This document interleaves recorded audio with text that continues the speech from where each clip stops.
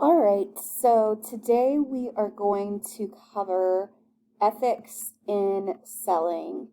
So that would be chapter 3 in your text.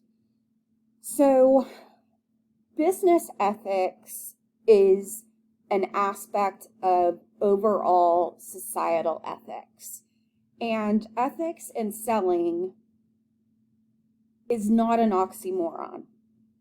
Why would people think it's an oxymoron? Because if you think about the traditional role of the salesperson or traditional selling that we've looked at versus relationship selling, traditional selling did involve some maybe unethical or questionable practices where we are trying to help our customers build relationships, add value for them, and obviously be ethical.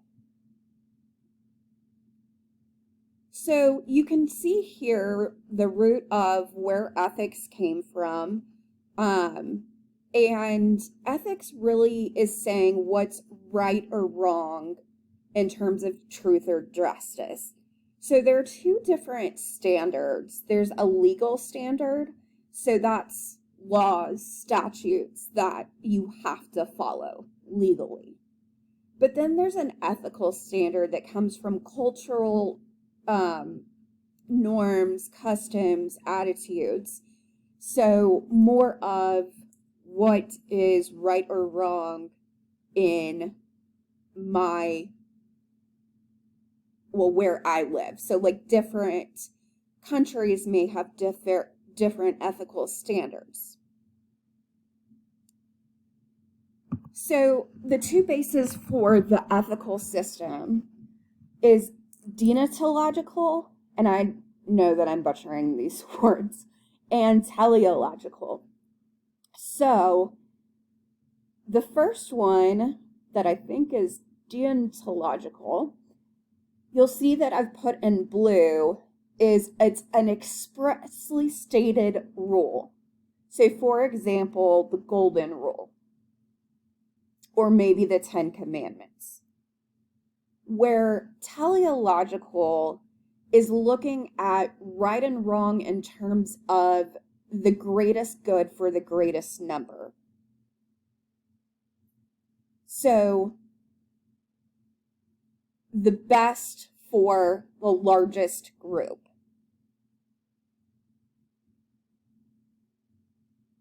So what can influence a salesperson's ethics? Well, one, a company code of ethics. So a company code of ethics is going to define what am I supposed to be doing in terms of what is right and what is wrong for my company. So a lot of times, or I won't say a lot of times, but there have been times where a company's code of ethics has stemmed out of maybe something going wrong and then having to go and put standards in place. So one example would be of a code of ethics would be Starbucks. And so this is just going to tell you, if you work at Starbucks, okay, what's our mission and value? What are we supposed to be doing in the workplace? What are our business practices? So just looking at business practices, talks about conflicts of interest. And then you even have like ethics and compliance. I did not know that I was going to pull that up. But anyway, you can go through those, and I also put an example from Microsoft. So why have this code of ethics? One, so your employees know what is right or wrong at that company. It can also be a motivating factor, help the company to be viewed positively by employees, and hopefully improve business relationships when we're holding ourselves to a high standard. So along kind of the same lines is this idea that businesses are a part of society. So as a part of society, they have responsibilities. And so this is now a whole area called corporate social responsibility.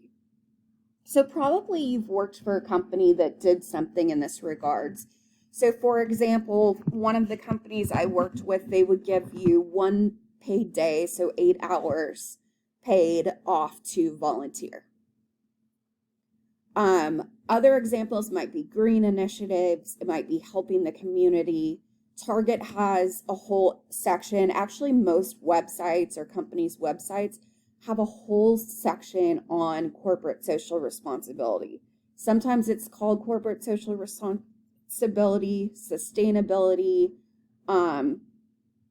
So they do this from an environmental, social, and governance aspects. So you can read through this if you would like.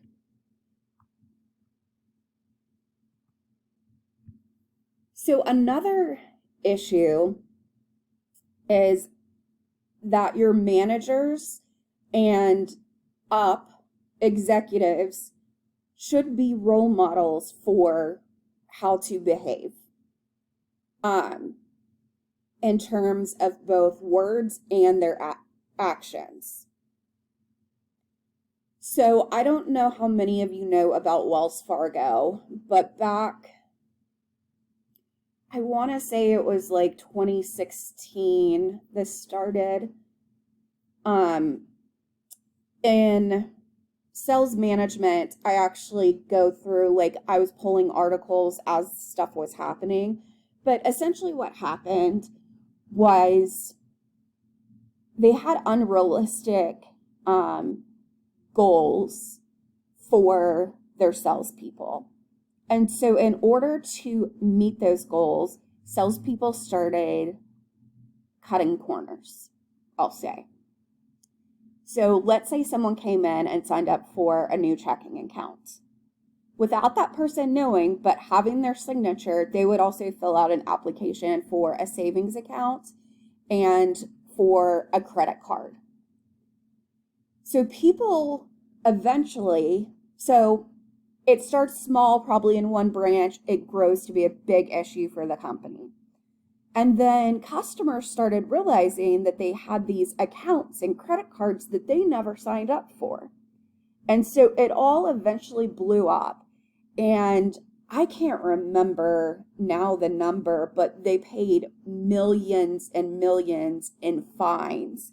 And if you can even think about reputation, how many customers they probably lost as well. And so this is an interesting example, this commercial that I'm going to show you, of what they did after all of this blew up.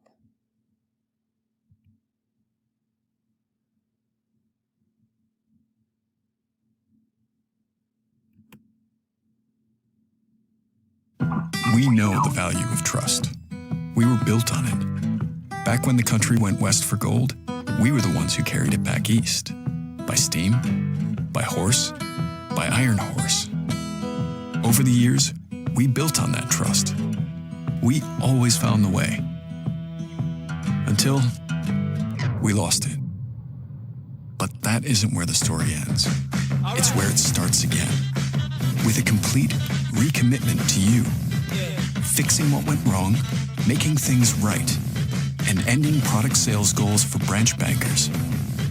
So we can focus on your satisfaction. We're holding ourselves accountable to find and fix issues proactively, because earning back your trust is our greatest priority.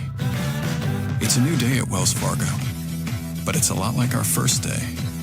Wells Fargo, established 1852, re-established 2018.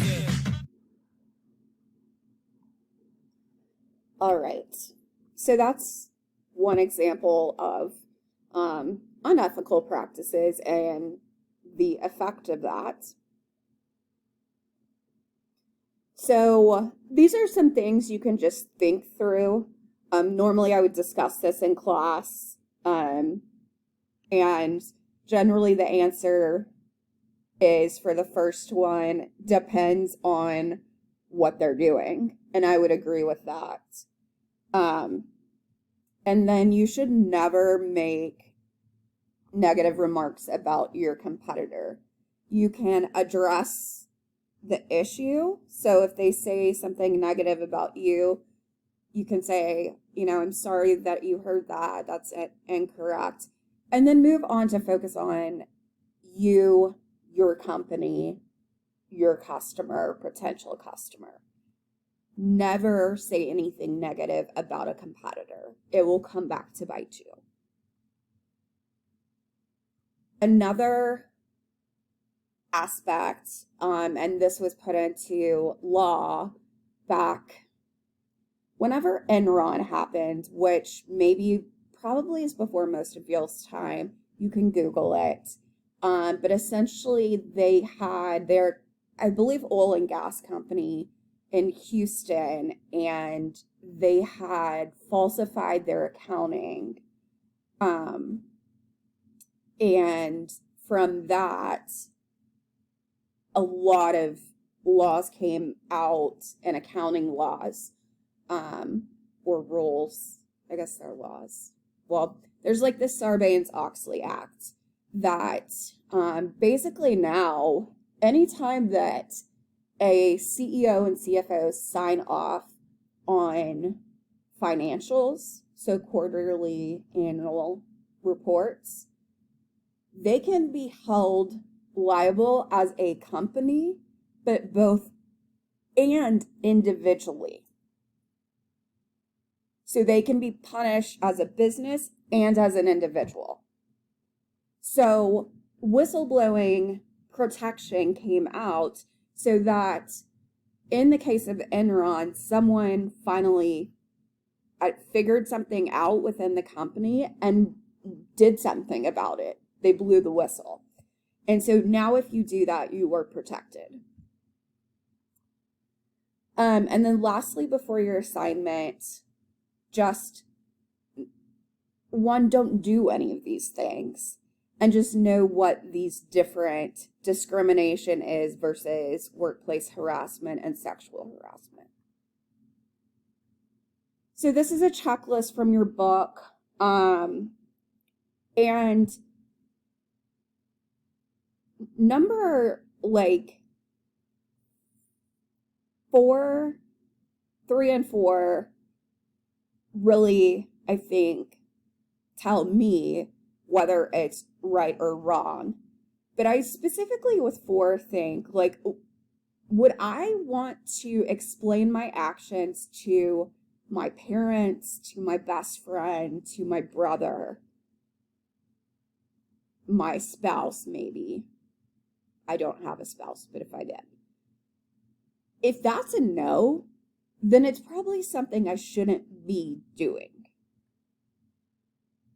So what you're going to do, there is a case that goes along with it. You do not have to read the case, but you're going to watch this video, and it's older, so the quality is not the best, but it is directly related to salesperson ethics. So you're going to watch the video, and then you're going to answer this question. Was what Gwen did unethical or illegal? Then cite principles from chapter 3 explaining your answer, and then you need to respond to 2 classmates with at least 1 to 2 sentences. This last part is wrong. This is going to be in the discussion board, not in, you might be able to get to it through assignments, but you definitely can through discussion.